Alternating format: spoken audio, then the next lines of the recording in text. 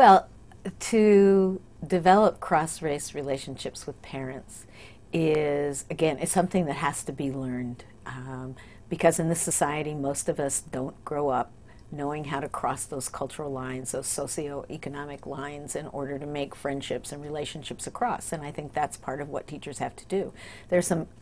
We know a lot, and there are a lot of guidelines about it in terms of getting to know people. A lot of parents in low-income communities, communities of color, have suffered from very unequal and very racist schooling, and many of them are gun shy.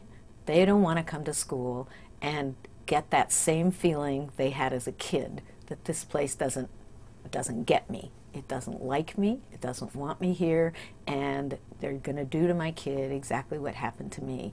And that's a hurdle that the professionals at the schools have to overcome, because it's true.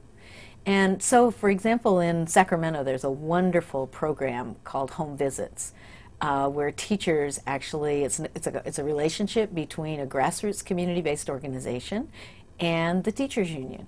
And they have some funding from the state of California, because this is such a powerful program, where teachers go out in the afternoon and they make visits to the parents of their children, to the homes. And the rule number one is you can't go and talk about problems.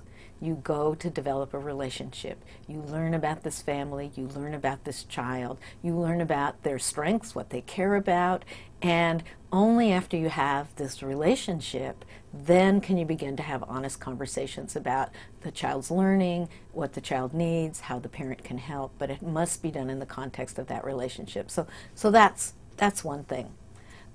Another very important thing about working in communities of color in particular, especially in these low-income, racially isolated communities, is that working with individual parents is not always the most effective and powerful strategy. That many communities of color have very vibrant institutions in them, whether they're grassroots community-based organizations. It might be Acorn or a PICO or a church with a powerful minister and a culture. And there's much more, something that's very interesting and surprising to many white teachers, is there's much more a sense of collective responsibility, that these are all of our children. So many of us grow up used to the white middle class approach about, I'm going to go to that school and I'm going to take care of what my child needs.